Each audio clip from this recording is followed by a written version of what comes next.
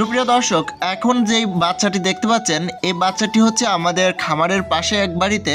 তো দেখেন এই বাচ্চাটি কিন্তু মারা যাচ্ছে ঠান্ডায়। দেখেন কি অবস্থা। আজকে আমরা এমন একটি ঔষধ তৈরি করে দেখাই দিয়ে যাব আমাদের এই খামারি ভাইয়ের, যেটার মাধ্যমে কিন্তু আপনারাও কিন্তু খুব সহজেই কিন্তু আপনার মুরগির বাচ্চাগুলো সুস্থ রাখতে পারবেন এই ঠান্ডায়। তো অবশ্যই আপনাকে শেষ পর্যন্ত দেখতে হবে ভিডিওটি। তো দেখেন এখানে হচ্ছে আমরা কিছু উপকরণ ভাইদের কাছ থেকে নিয়েছি। তো দেখেন এখানে হচ্ছে চাউল। এই চাউলের ভেতরেই হচ্ছে আমরা টোটকা ওষুধটি তৈরি করব। এখন আপনাদেরকেও বিস্তারিত দেখাই। দেখেন আপনাদের মুরগির বাচ্চাও কিন্তু এভাবে মারা যাবে না। তাদের কিন্তু অনেক মুরগি মারা গেছে অলরেডি। পরবর্তীতে আমাদেরকে ডাকছে, আমাদেরকে বলছে ভাই আপনারা কিছু টোটকা দিয়ে যান, আপনাদের দেখানো কিছু ঔষধ দেখাই দিয়ে যান যাতে আমাদের মুরগিগুলো সুস্থ থাকে। তো দেখেন আমরা কিন্তু এখন সেটাই কিন্তু ভাইদেরকে দিতে আসছি।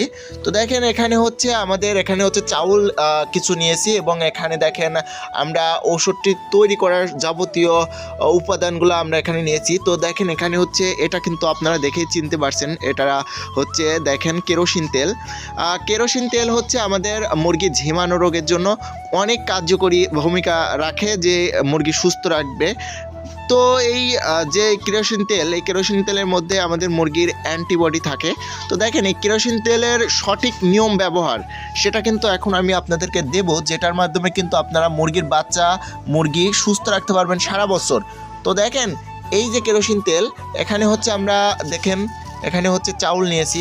এই চাউলের মধ্যে আমরা 2 ফোঁটা কেরোসিন তেল দিব। ওষুধটি অবশ্যই টোটকা ঔষধ, তো অবশ্যই আপনারা ব্যবহার করে দেখতে পারেন। 1 2 আমরা কিন্তু 2 ফোঁটা ঔষধ এর মধ্যে দিয়ে দিলাম, মানে কেরোসিন তেলের মধ্যে 2 ফোঁটা দিয়ে দিলাম।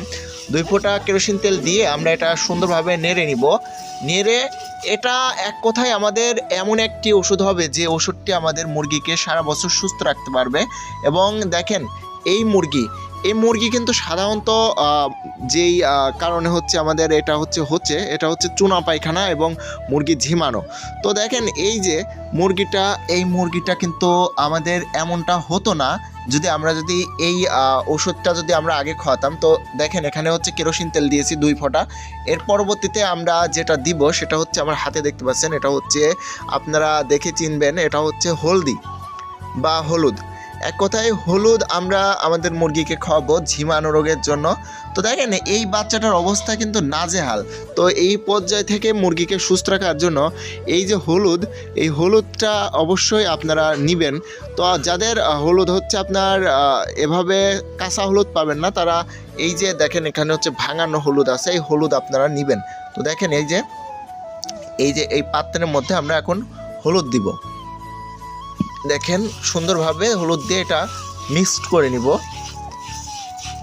দেখেন সুন্দরভাবে আমরা কিন্তু হলুদ দিয়ে এটা মিক্স করে নিলাম। আর এটা কিন্তু আমরা আমাদের মুরগিকে খাওয়াবো, যেই মুরগিগুলো সুস্থ আছে। তো আমরা কিন্তু এই ঔষধটি কিন্তু খাওয়ালে কিন্তু আমাদের মুরগি অবশ্যই সুস্থ থাকবে এবং মুরগিগুলো সুস্থ হয়ে যাবে। তো অবশ্যই আপনারা কিন্তু আপনাদের মুরগি যদি মারা যায়, দেখেন এইভাবে যদি অসুস্থ হয়ে পড়ে বা মারা যাচ্ছে, তো সেই পর্যায়ে কিন্তু আপনারা কিন্তু এটা খাওয়াতে পারেন। তো অবশ্যই খাওয়ানোর আগে আমাদেরকে কমেন্ট করবেন, আমরা আপনাদের পরামর্শ আরও ভালোভাবে দিব।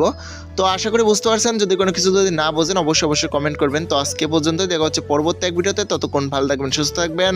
আল্লাহ হাফেজ।